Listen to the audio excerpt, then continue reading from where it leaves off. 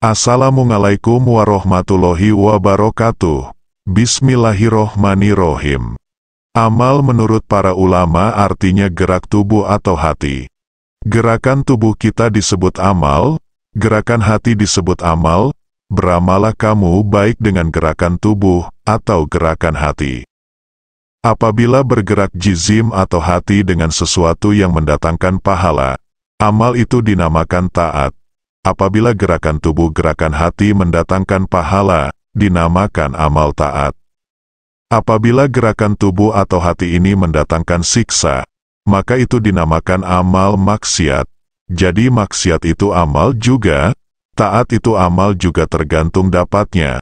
Bila dapat pahala amal dinamakan taat, bila dapat siksa amal disebut maksiat. Amal itu perbuatan, belum bisa dinamakan amal taat atau maksiat sebelum kita mendapatkan nilainya. Bila nilainya pahala dinamai taat, bila dosa siksa itu amal maksiat. Hidup ini adalah perjalanan dalam meraih ridho Allah. Jalan menuju Allah agar manusia berbahagia di dunia dan akhirat nanti.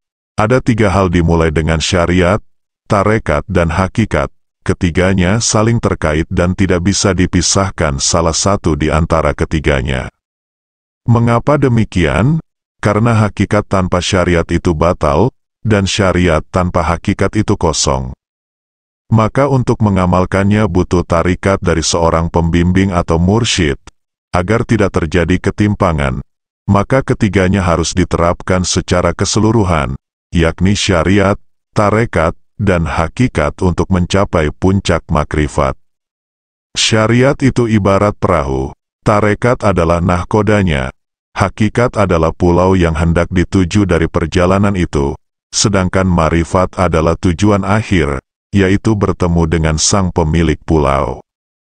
Hakikat dan marifat tak akan mampu dituju oleh salik, tanpa menggunakan perahu dan melalui nahkoda. Oleh karena itu umat Islam jangan sampai terkecoh untuk mudah meninggalkan syariat atas nama hakikat atau marifat. Sembahyang dengan syariat saja sesuai tapi tidak ikhlas tidak ada artinya. Syariatnya sesuai, hakikat sesuai, tapi hakikat juga terjaga karena begitu mestinya ketiga-tiganya. Kita sembahyang mesti sesuai dengan syariat, sesuai dengan tarekat, sesuai dengan hakikat. Kalau kita sembahyang merasa bahwa kita diawasi oleh Allah, sembahyang kita menjadi bagus. Sembahyang merasa diawasi Allah, rukuknya menjadi bagus, sujudnya bagus, tumakninahnya bagus. Karena merasa diawasi oleh Allah itu dinamakan hakikat sudah masuk. Jadi setiap kali kita beramal, setiap kali kita beribadah, 3 ini mesti ada sesuai syariat, sesuai tarekat, sesuai hakikat, supaya amal kita ini diterima oleh Allah Subhanahu wa Ta'ala. Syariat merupakan hukum dan aturan dalam agama Islam.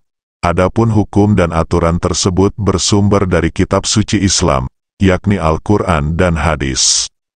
Syariat itu adalah berpegang teguh pada agama Allah, dan menjalankan perintahnya serta menjauhi larangannya.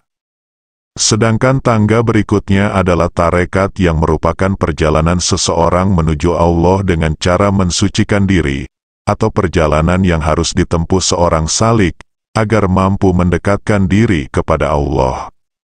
Tarekat yang merupakan jalan atau petunjuk dalam melaksanakan suatu ibadah ini harus sesuai dengan ajaran yang dibawa oleh Rasulullah Muhammad SAW, dan yang dicontohkan oleh beliau, para sahabatnya, dan para ulama salaf syalihin. Para sufi mengartikan hakikat adalah rahasia yang paling dalam dari segala amal, inti dari syariat dan akhir dari perjalanan yang ditempuh oleh seorang sufi.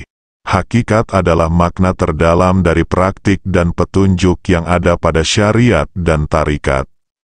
Hakikat adalah kemampuan seseorang dalam merasakan kedekatan dan kehadiran Allah di dalam syariat, sehingga hakikat menjadi aspek yang penting dalam setiap amal, inti dan rahasia dari tujuan perjalanan yang ditempuh oleh seorang sufi.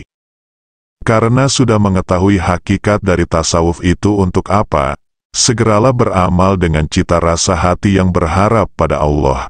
Tinggalkan juga segala macam keharaman karena takut padanya. Dengan begitu, harapannya hati kita menjadi hati yang tenang, ridho pada Allah dan diridhoi Allah. Dalam ajaran Islam, mengenal Allah sebagai Tuhan pencipta dan pengatur alam semesta dan seluruh makhluk, merupakan suatu kewajiban. Allah Subhanahu wa Ta'ala telah mengisyaratkan dan mengajak hamba-hambanya untuk mengenal dirinya. Mengenal Allah akan kita rasakan dengan meningkatkan iman kita kepada Allah. Iman kepada Allah mencakup keimanan kepada keberadaan Allah. Kaum muslim yang beriman kepada Allah, dengan arti membenarkan adanya Tuhan yang Maha Agung pencipta langit dan bumi. Tidak hanya Tuhan bagi manusia, Allah adalah Tuhan seluruh alam raya. Mengenal Allah termasuk bentuk upaya memperkuat keimanan. Perintah mengenal Allah ini juga tercantum dalam Al-Quran Surat Ali Imran ayat 190 yang artinya, sesungguhnya dalam penciptaan langit dan bumi dan pergantian siang dan malam terdapat tanda-tanda kebesaran Allah bagi orang-orang yang memiliki akal. Tetapi sebelum kita mengenal Allah, haruslah mengenal diri sendiri terlebih dahulu, karena dengan mengenal diri sendiri, maka kita akan jauh lebih mudah mengenal Allah. Manusia itu mengandung rahasia Allah, karena manusia menanggung rahasia Allah, maka manusia harus berusaha mengenal dirinya, dan dengan mengenal dirinya manusia akan dapat mengenal Tuhannya, sehingga lebih mudah kembali menyerahkan dirinya kepada yang punya diri yaitu Allah. Ma'rifatullah merupakan puncak kesadaran, yang menentukan perjalanan hidup seorang hamba menuju Tuhannya. Dengan ma'rifatullah, seorang hamba dapat mengetahui tujuan hidup yang sesungguhnya. Ma'rifatullah adalah perjalanan ruhiyah seorang hamba secara keseluruhan. Orang yang mengenal Allah Subhanahu wa Ta'ala akan merasakan hidupnya lapang, tenang, dan dia hidup sabar dan syukur. Puncak ilmu adalah mengenal Allah Subhanahu wa Ta'ala. Seorang dikatakan sukses dalam belajar atau menuntut ilmu apabila diantaranya semakin mengenal dan semakin dekat kepada Allah Subhanahu wa Ta'ala. Kemudian, bagaimana cara mengenal Allah? Untuk mengetahui jawabannya, tonton video ini sampai selesai. Cara pertama untuk mengenal Allah adalah melalui ciptaannya. Makhluk yang Allah ciptakan sangat beragam, mulai dari hewan, tumbuhan, manusia, malaikat, hingga jin dan alam semesta ini. Kita harus meyakini keberadaan semuanya adalah karena kuasa Allah Subhanahu wa Ta'ala. Kita harus meyakini bahwa Allah pencipta seluruh makhluk yang benar-benar ada.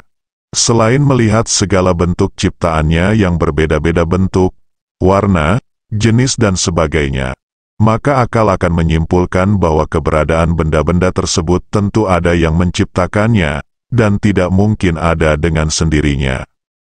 Cara mengenal Allah yang kedua yaitu, dengan mengakui keesaan rububiyah Allah.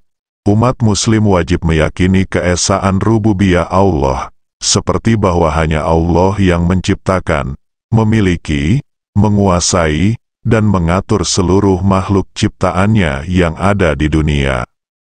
Begitu juga harus diakui pula bahwa hanya Allah yang menghidupkan, mematikan, memberikan rezeki, mendatangkan kebaikan, hingga mendatangkan bencana bagi segala sesuatu di muka bumi.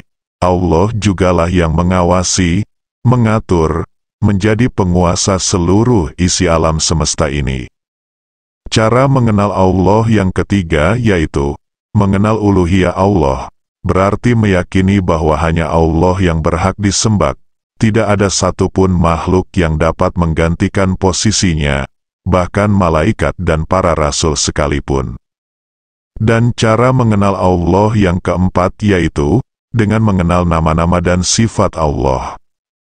Allah memiliki 99 nama dan sifat baik yang disebut Asmaul Husna.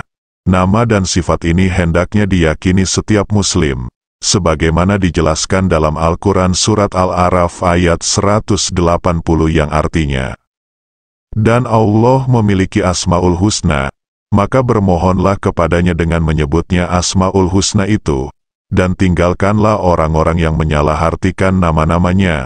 Mereka kelak akan mendapat balasan terhadap apa yang telah mereka kerjakan." Semoga bermanfaat. Wallahu a'lam bishawab. Wassalamualaikum warahmatullahi wabarakatuh.